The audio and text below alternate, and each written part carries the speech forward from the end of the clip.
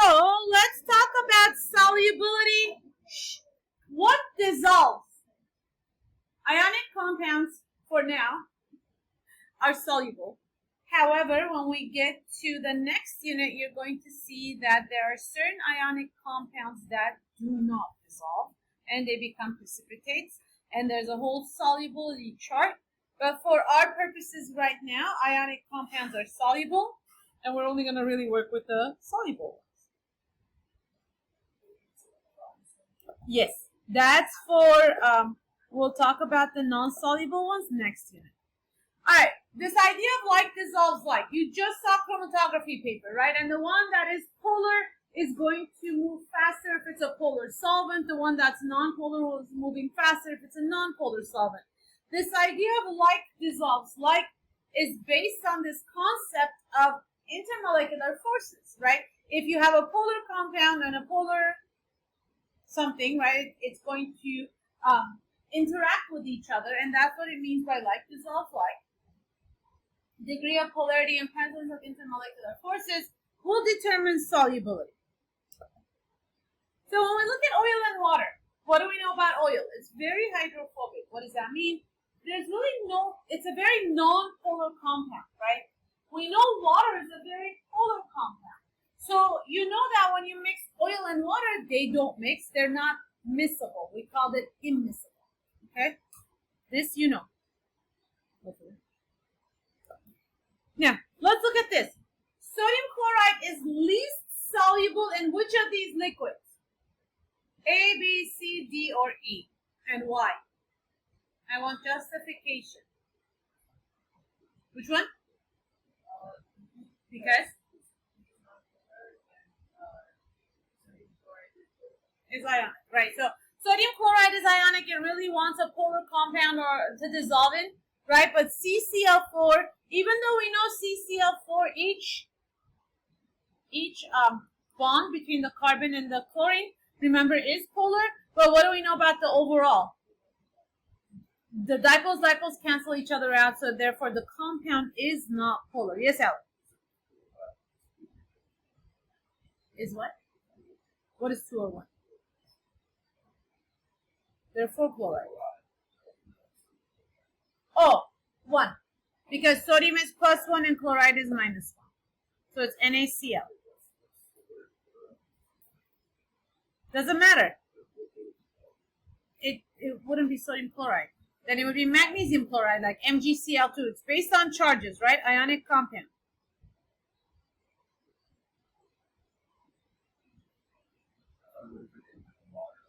Now, the monos and the dis and the tris and all that only comes in when you're talking about covalent compounds, never ionic.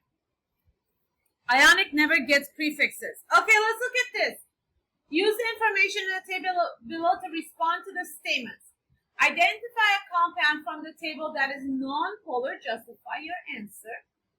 Ethanol is completely soluble in water, whereas ethanethiol has limited solubility. Account for the difference in solubilities between the two compounds in terms of intermolecular forces. I'll give you 2 minutes, 3 minutes, to write me a sentence on the justification for the differences in solubilities between ethanol and ethanethiol, and then pick one that's non-polar.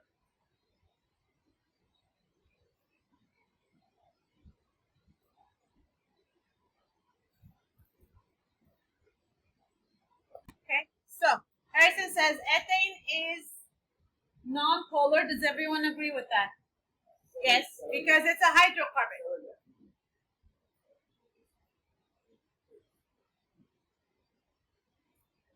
Right, ethane would also be non-polar, but it says identify a compound. Just pick one between. Yeah. So now, in terms of the solubility, why does ethanethiol have limited solubility in water, whereas ethanol is just alcohol, right? Why does that?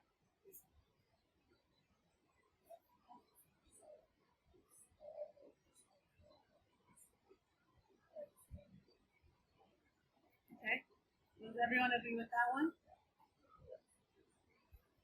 Right. The oxygen definitely H bonds. The sulfur does not. Good.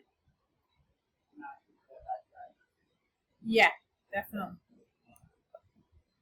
All right. So 1 point is earned for a correct choice with justification. Either ethane or ethyne may be identified as nonpolar because obviously it's a hydrocarbon. And then you have, yeah.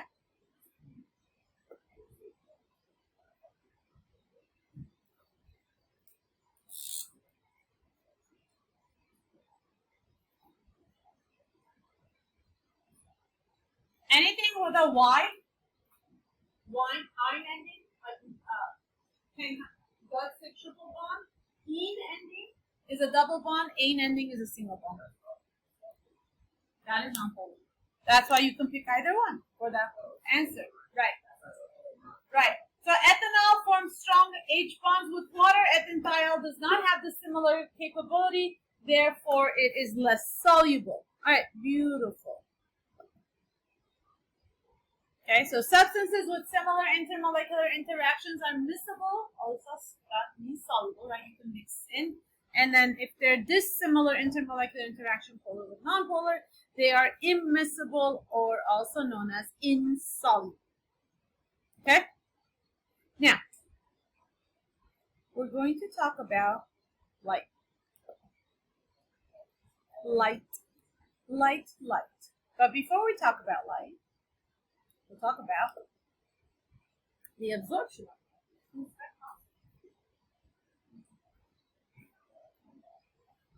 I'm going to just talk a little bit about this. I'm not going to go into light formulas today. After we talk about this, I'm going to give you some of the progress checks that you, some of the end of unit one, whatever, 3.1, 3.2, those little questions that is on the AP classroom. I'm going to assign those and you're going to work on those. But let's talk about this and then we'll move on. Spectroscopy is study of matter's interaction with electromagnetic radiation. What in the world is electromagnetic radiation? Light. Light. But you guys think of light in one thing, what you can see. No. Right? That's only the visible spectrum. What is it we can see? We can see the rainbow of light colors, right? That's all we can see. But if you talk about the electromagnetic spectrum, you go from radio waves all the way to gamma rays. Radio waves, TV waves, they're long waves, right? We don't mind being exposed to them. But when you get to gamma rays, those are higher energy than X-rays. We never want to be exposed to them. We want to minimize our X-ray exposure, right? Because X-rays are high energy waves and they mutate DNA. Okay. So matter can absorb or emit radiation in different regions of that spectrum, and the regions are associated with molecular motion or electronic transition. So now we're going to talk about this in terms of electrons and molecules. This is why this unit is even in chemistry. All right. Microwave radiation is associated with transition and molecular rotational levels. So what does a microwave do? How? How does a microwave heat up your food?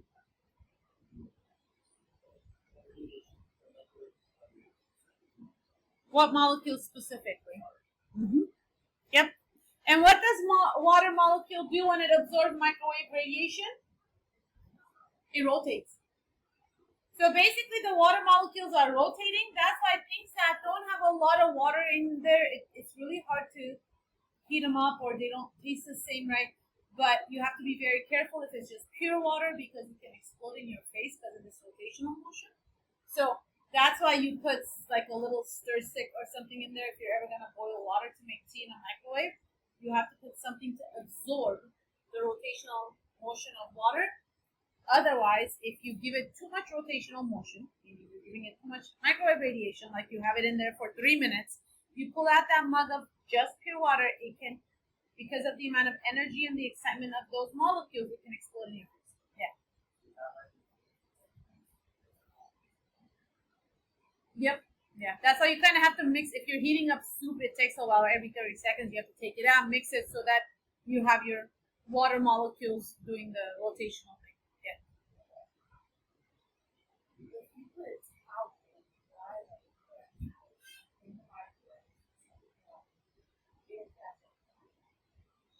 How much water is in a towel? Okay, so what do you think is exciting? Other molecules. No, no, no, no. You have to understand something. When you put anything into the microwave and you turn it on, you're giving it radiation, right? Radiation at lower energy. But if you give it enough radiation and you have the molecules move, eventually there'll be enough energy to spark it up. This is why if you put metal in microwave, what happens? It sparks. Why? Where are those sparks coming from? Well, now what you're doing is you're getting the electrons of the metal atoms to get excited. And when they get excited, they jump up to higher energy levels, they come back down, and they give off spark. Water molecules rotate. Metal molecules can't. So the molecular rotational levels, right, are based on the microwave radiation. When you give it enough rotation, it'll create enough energy to catch on fire. Okay? Yeah. Because then you are heating up the water molecules, rotating the water molecules, so the energy you give it is being absorbed by water. And since water has a lot more intermolecular attraction that you can play around with, it can be in the microwave longer. Okay? Now, infrared radiation is molecular vibrational motion. Vibrational states of bond require more energy than molecular rotation. So then the infrared has higher energy per photon than a microwave, right? I mean, this is not how we heat up food or anything like that, but that's what it is.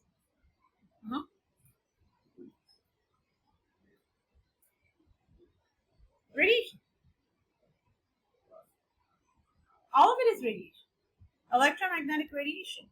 So it's radiation comes in different energies, right? Microwave radiation is not high energy. X-ray radiation is very high energy based on the wavelength and frequency. Okay? Right now we're looking at the molecular level. If you give microwave radiation, molecules will rotate. You give it infrared, they'll vibrate. Infrared radiation is higher energy. Therefore, when molecules absorb infrared, they'll start vibrating. When you give it microwave, it rotates. Now, if you give it even higher energy, it goes to electronic transition. So that means the electron actually changes levels on the energy level. Okay?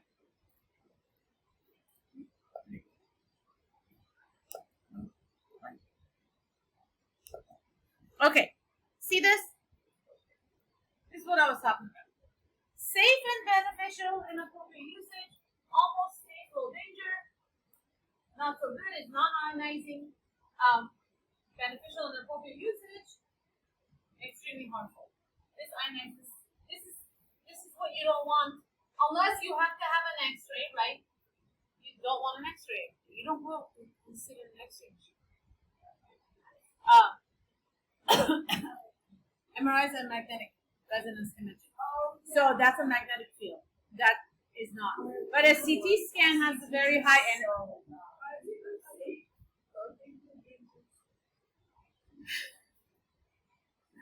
It depends on the amount. It really depends.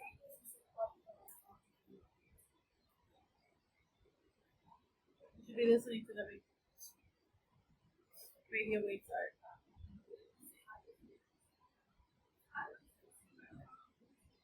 All right. So now let's look at this. Here's an absorption spectrum. What that means is how much energy is absorbed. Okay? And obviously, the higher the peak, the more it's absorbed. Diagram above represents the absorption spectrum for a pure molecular substance. Which of the following correctly indicates the type of transition